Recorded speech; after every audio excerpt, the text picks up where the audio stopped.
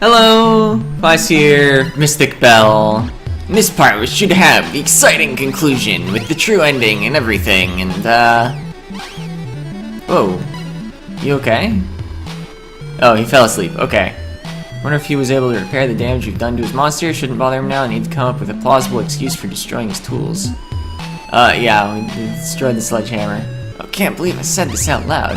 Anyway, yeah, looking for lore scrolls. Maybe I should have just looked them up. But, yeah, I'm gonna look for them. Oh, actually, I think I remember where one is. So we will not begin with just cutting to something. Up here. Of course there's lore in the library. Why wouldn't there be? Except I think the first time you come to this library to destroy the books, you don't have air dash or something. And, I need to double jump better. Lore 7 of 8. The malice of the old one was so great, even the strongest of human magics could only keep him slumbering for a single year at a time. Alright. One scroll to go.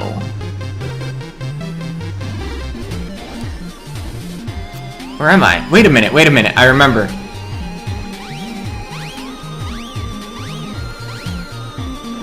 In the area that had, the person we gave hair to, there's a rat passage.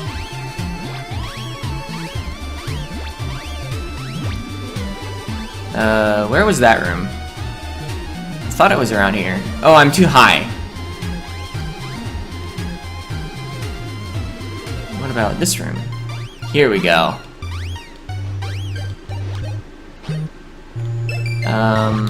Okay. I just need this. Yeah. By the way, here's what happens if you try to shoot it with fire. You'll never get it open. Okay, all the way open. Oh, this is down in the dungeon. This is really convenient to where we need to be. Lore 8 of 8. So, every year in late autumn, the power of magics holding the evil at bay weakens. A new batch of magical potion must be brewed and poured down the abyss. This ritual we call Valpurgis Nacht. So now we have all the lore scrolls. And it's kind of funny how this leads to the true ending. So you come in here. And, yeah, this is the abyss. Belle recognizes the room. Yeah, you made it. We're completely out of time. Please pour a brew down into the pit. We're doing the right thing. We're even sure the old one is in fact down there and as powerful as legend claims he is. Okay, so you figured out the meaning of the night. Good for you. It's not up to you or even the Witches' Council to make this decision. The ritual must be completed before it's too late. Better safe than sorry. Well, whatever. Here goes nothing.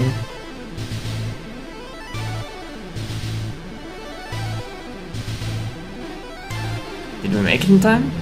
Can only hope. This year's ritual has been compromised, but if we're lucky... And we didn't make it in time! Belle spent too long questioning whether we should do it. Run! Oh, what are we gonna do now?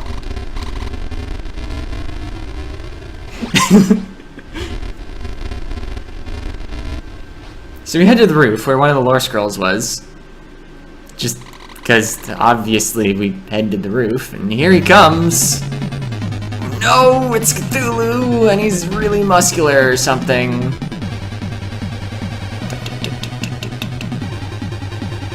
Now we've done it. We're doomed! Sure looks impressive and all, but is he really all that powerful? You sure we can't just, like, kick him back in the pit? Took all of humanity's might to seal the old one. Surely we can't match the power of this monstrosity. Okay, went through a lot tonight to keep that jerk napping. Not giving up just because he looks amazing. Okay, humanity has come a long way since then. Our magic is more efficient and we have science!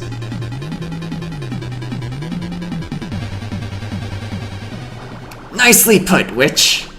Like your way of thinking. It's the science ninja! It's you! This is all your fault! Just had to be skeptical about this particular silly ritual. Skeptical. Okay, least you can do now is help me stop this thing. And it's a giant robot! Okay, with pleasure. Come, science bot! But it turns out standing on top of your robot is suboptimal. Sucker punched. And Belle has to do everything herself. So this might take a few tries. Let's see. How does this even work? Yeah, it's a quick restart. So jump does these uppercuts. The attack button does the lunge punches. Maybe if I just like rush him. No, he attacks far too fast if you stay close. You need to like bait him into one attack and then like get him. I think the long punch has too much ending lag.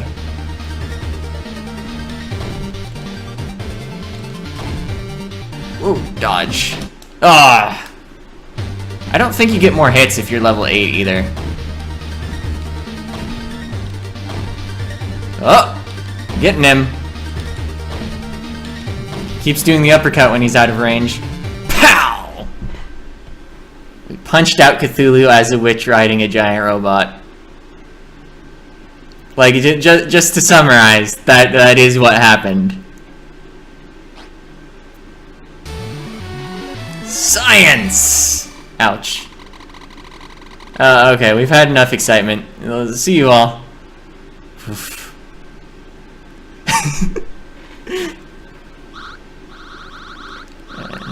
Oh. Is she hurt? No, don't think so. She's sleeping.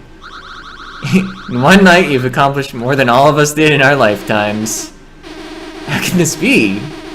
How can she defeat the almighty old one? The girl did make sense when she said humanity has come a long way. I'm pretty certain giant robots weren't available back then. Indeed. Okay, we can discuss this later, but for now, let my student sleep. Come on, let's get you back to the dorm. Rest well, you deserved it. That hat!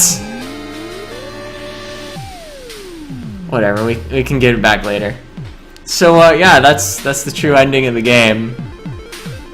I'll let the credits play in a more normal speed, but still a little fast.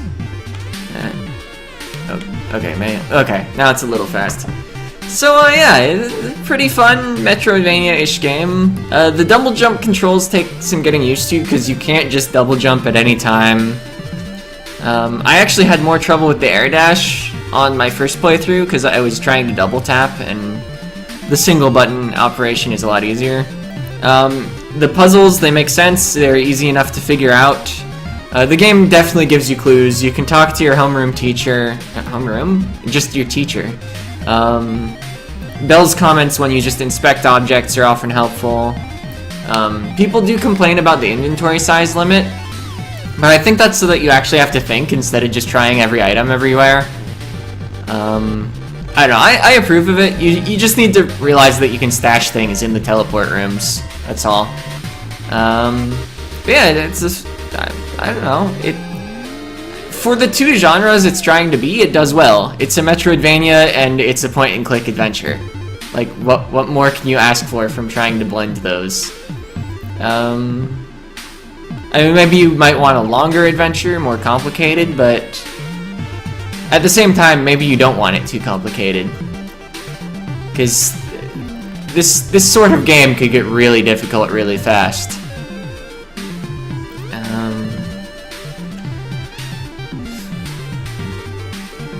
Yeah, and I mean the unused assets Easter egg was kind of neat. Yeah.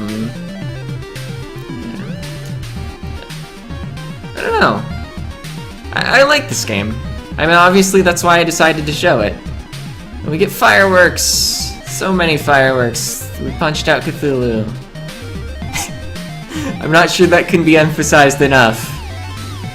I mean, it was just the old one. I mean, it's totally different from Cthulhu. Never mind.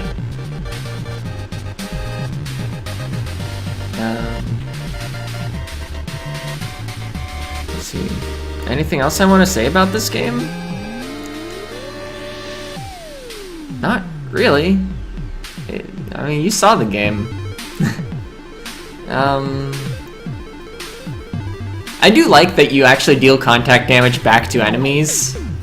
It's still really silly, but at least it's symmetrically silly that contact damage exists, rather than, like, the normal unfairness. Yeah, I mean, maybe this is a bit easy. I think I was playing on the hard difficulty. I sure died plenty, but, like, who cares? It's funny, though. Dying in this game is the exact same consequence as dying in Dark Souls. I guess Dark Souls, you need to save up for a bit longer to do anything relevant, and it's easier to die just randomly. But you get teleported back somewhere, and you lose all your experience. Think about it.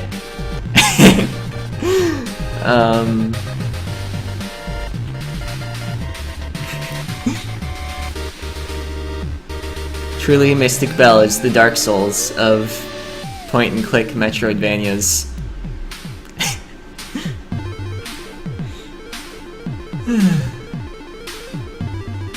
So, yeah, next up on this vacation, since this is definitely not enough advanced content, I'll be doing a playthrough of at least one mode of Caro Blaster.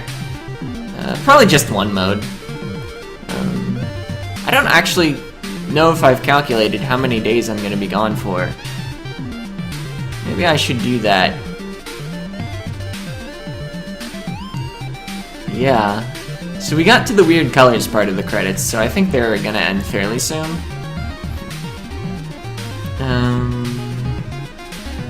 Yeah, Caro Blaster, I would kinda compare it to Mega Man, except that the levels are linear.